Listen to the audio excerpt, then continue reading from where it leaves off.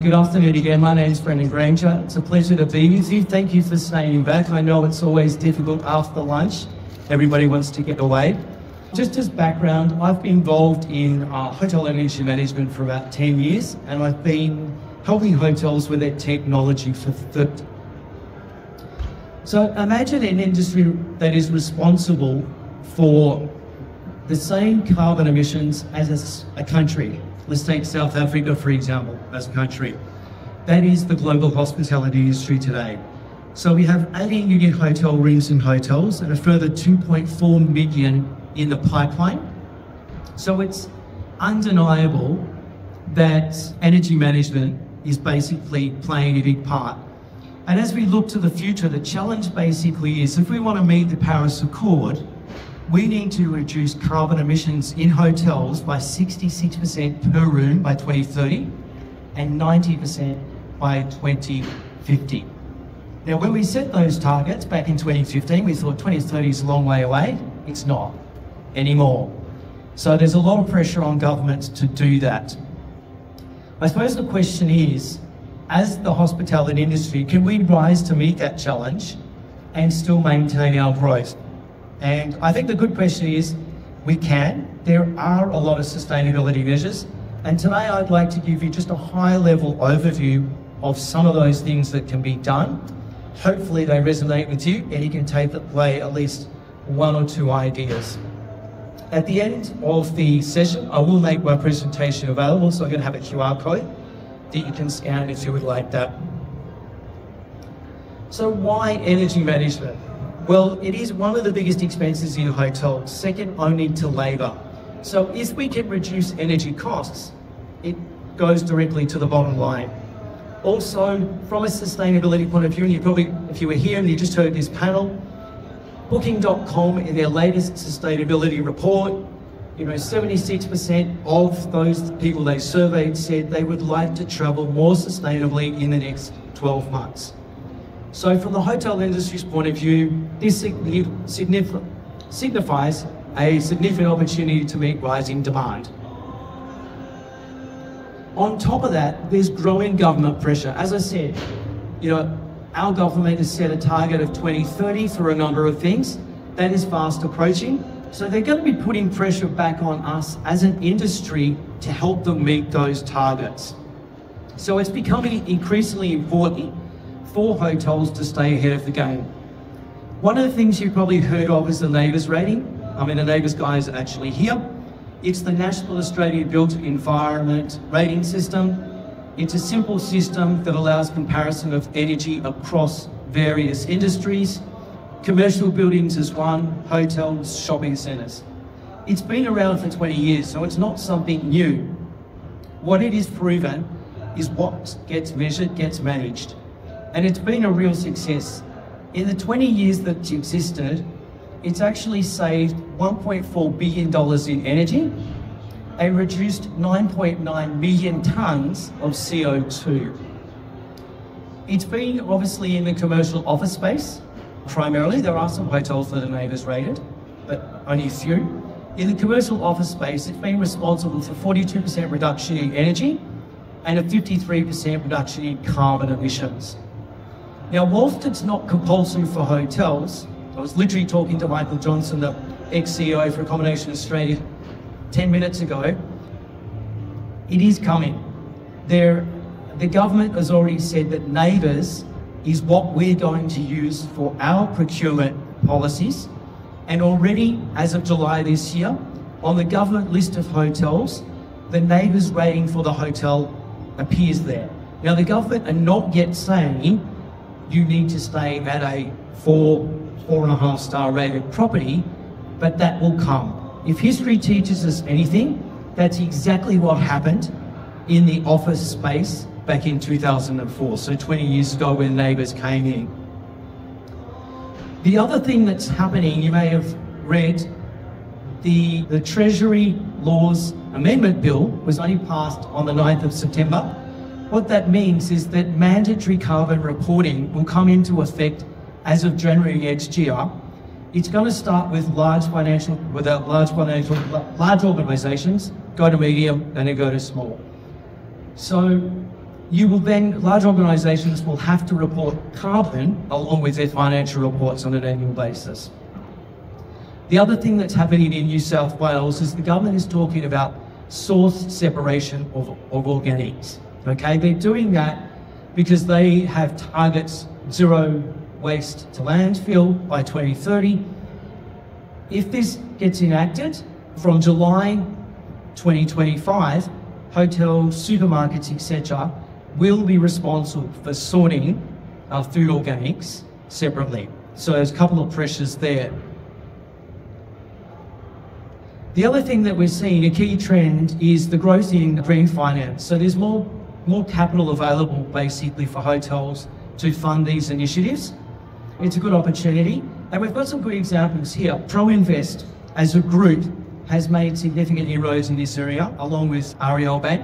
So earlier this year, they were responsible for closing the largest hotel green loan in the Asia Pacific region. And they used that money to refund 5 key Holiday Inn Express properties. All of those properties are 4.5 star or above NABERS rated. I think this is a great thing, plug to ProInvest for what they've done, but I think it's going to put them in good stead, and there'll probably be a lot of hotels playing catch up. Once again, using what happened in the commercial office space as an example, and history tends to repeat itself. So what are the big consumers of electricity in the hotel? Now, it's probably no surprise that heating and cooling account for anywhere from 35 to 45% of electricity and half of your natural gas. That obviously depends on the property. If you're a large property with public areas, ballrooms and stuff like that, you're up at the 45%. If you don't have large public spaces, you're probably at the 35%. The other one is hot water. That's a big consumer, as are lifts and lighting. I think it's important to note, obviously, what the consumers of energy are, so that we can work out where to prioritise. From a lighting point of view, a lot is being done. Everybody knows LED lights have been put in over the last couple of years. It's great. We've probably done as much as we can. Lifts, a difficult one to work on if you're not planning to change your lifts. But obviously, from hot water and from the heating and cooling point of view, there are things that we can do. Probably the first thing is we should start measuring, because if you can measure it, you can manage it. So if you're tracking your energy, your water, you should start off obviously by determining what your baseline is, because that allows you to set benchmarks, and then you can monitor your performance over time. I think ongoing monitoring is vital, and if possible, we recommend that it be done on a daily basis. There is technology out there that allows you to do that quite simply. And obviously programs such as NABERS, which I've mentioned, allows you to accurately measure, understand, communicate what your energy position is, and it also helps you prioritise where you can achieve cost savings and future improvements. So if you've got a central plant, then a smart room energy management system offers a huge opportunity. Now you might say, Brendon, most hotels have it. Unfortunately, they don't. And that is why actually I suggested this topic. There's a lot of hotels that have got key cards, and there are a lot of hotels that have nothing. Yes, there are some new hotels that have gone down the smart room energy management path. It used to cost a lot of money. They're now more cost effective, and there are lots of vendors here. There's one sitting here in the audience that can help you with that technology. Why do I say key cards are not effective? Because everybody knows how to cheat them, unfortunately. When you check in and they ask you how many key cards you want, you say 2, and you leave 1 in. What's also happening is hotels themselves are now starting to cheat. And what I mean by that is we're seeing more and more hotels offer mobile key, where the guest can use their phone as the key. And I'll give you one example. This is even pre-COVID. A colleague of mine, they had 40 rooms a day where guests were checking in using their mobile phone as the key. So they were going up to the rooms at 1 o'clock, putting a key card into all of those 40 rooms. And so the energy was going for a couple of hours until the guests arrived. A smart energy management system basically works on occupancy detection, and it makes sure that there is no energy not being wasted from empty rooms. A good system will also be connected to your property management system and can do things like potentially close the blinds on checkout, during winter that keeps the heat in, during summer it keeps the heat out. How do these systems work? As I said, if they're connected to the property management system, then literally when the guest checks in, the system will go on. So it will start heating and cooling even before the guest gets to the room. If the guest decides to divert and go to the bar, then there'll be a timeout and the room will stop heating and cooling. But when the guest opens the door, it'll either be a contact on the door or integration with the door lock that will trigger the system. That is the first point. So then the brains of the system basically says to the detector, is there anyone in the room? The detector says, yes, I'm seeing someone, and it says, great, let's go into what we call occupied mode. In occupied mode, the guest has full control over the system, and it doesn't matter how light a sleeper the guest is. The system will not go off. A lot of people have said to me that they've had that experience. That may have been the case many years ago, but with the modern systems, when the room is occupied, the guest has full control. Not when the door is triggered again, and the detector doesn't see anybody, then it goes into unoccupied mode, simple. And that's when the energy savings kick in. Now those energy savings are really dependent on the hotel and what their policies are. So the hotel could say, I want a strict regime, I want everything turned off, or the hotel could say, I want a setback position.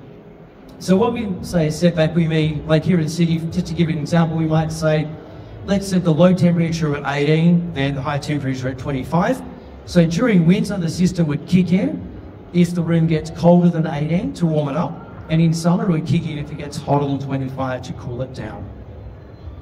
These systems generally have anywhere from a 25 to 40% energy saving, and the return on investment, obviously it varies per property, but it averages around about 3 years.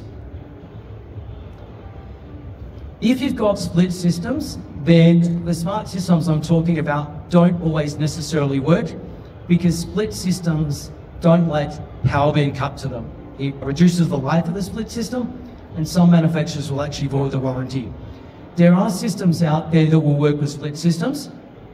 They will do check-in and check-out based on your property management system. So when you check in, the system's activated. When you check out, the system's deactivated. What can also happen, you see in that picture there's a split system and a thermostat. That's a traditional thermostat. The guest can, obviously can control the temperature. Let's just say the guest had that set to 26 degrees, they check out, it will be reset back to 22, 23, whatever the hotel defines as the default.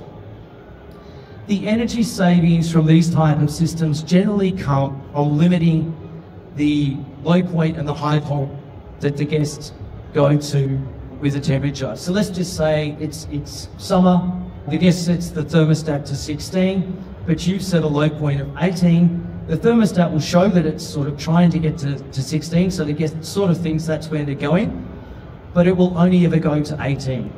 And the rule of thumb is that for every degree that you don't heat or cool, you save about 10%. Water efficiency is another easy win. I think it's no surprise that once again the majority of water in hotels is actually used in the guest room.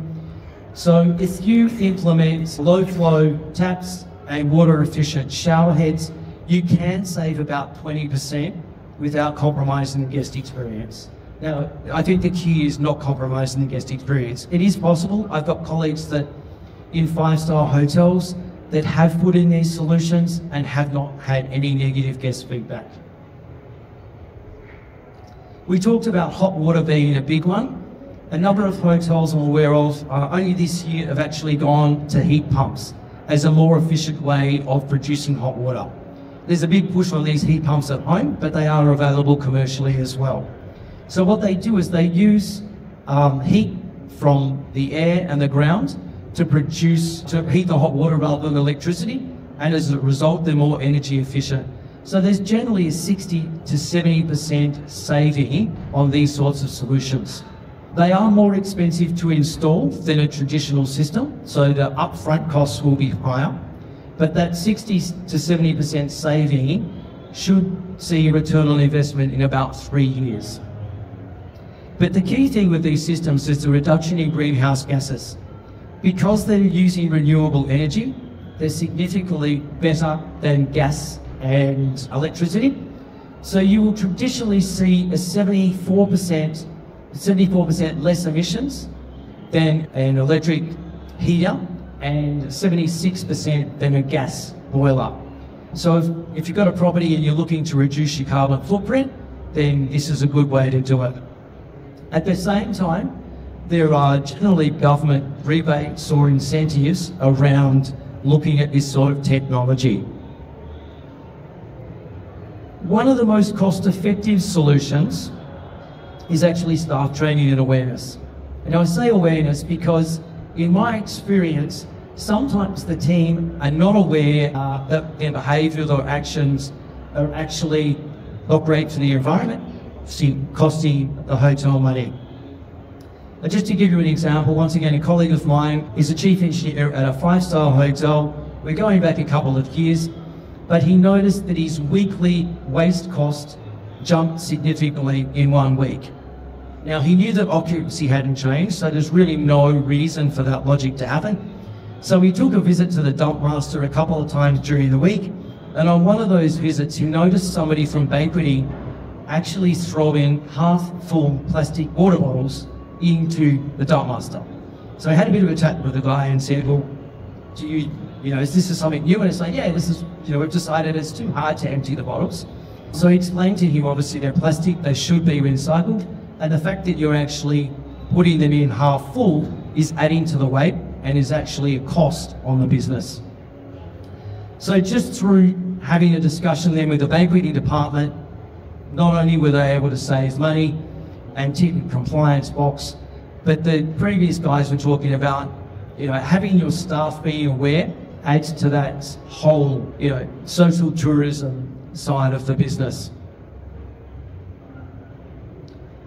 There are numerous grants and rebates available to support your energy management savings. They can generally be used to replace inefficient technologies, so to replace electric water systems with heat pumps and things like that. Often they can be used to replace old and inefficient split systems with more modern split systems that use less energy. They can be used to conduct energy audits or to install energy and monitoring. Now, if you're in New South Wales, the City of Sydney actually offers green building grants. So what they do is they meet your expenditure 50-50. Now those grants can only be used for literally planning, monitoring, setting up action plans, and doing audits. They can't be used for the replacement of equipment. There is a link there, obviously, to the grants that are available. And just on the City of Sydney, they generally release their grants a couple of times a year. They mentioned the other day the next round will be February 2025. So just in conclusion, as we explored today, I've still got 25 minutes on the clock, I don't know why, but energy management is not just about saving, it's actually about the future of the hospitality where sustainability is no longer optional. By implementing smart energy management solutions, we can enhance guest satisfaction, we can be more cost effective, and we can start our way towards a green future. So I encourage you all to act now. Take one of the solutions or one of the ideas from today and run with it. It may even be just to look at the grants. So thank you for your time, and I look forward to building a sustainable future. If you would like a copy of the slides, please feel free to scan the QR code, and I'm going to hang around if anybody's got any questions. Thank you very much.